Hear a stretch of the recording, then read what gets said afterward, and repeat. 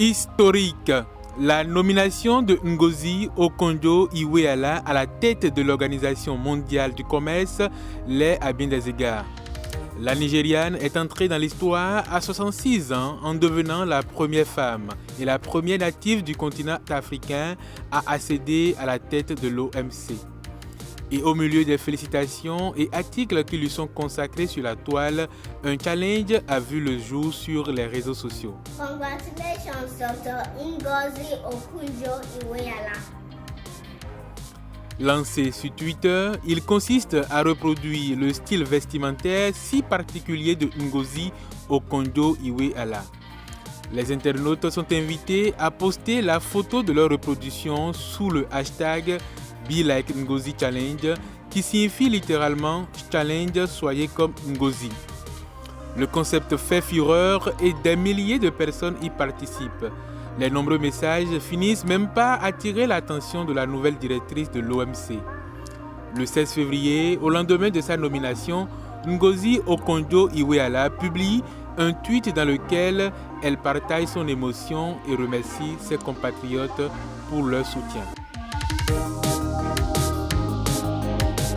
À quelques kilomètres du Nigeria, au Burkina Faso, c'est un instituteur qui a ému la toile par son talent de fin dessinateur. Aluseini Maïga enseigne les sciences et pour aider ses apprenants à comprendre les leçons, il réalise des dessins au tableau. Le résultat est bluffant. Publiées sur Facebook, les images très réalistes de l'instituteur lui ont valu compliments et encouragements de la part de nombreux internautes.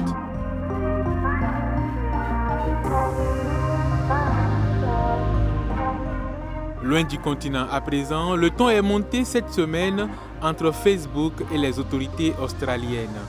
Jeudi dernier, le réseau social a décidé de bloquer les articles de presse sur sa plateforme.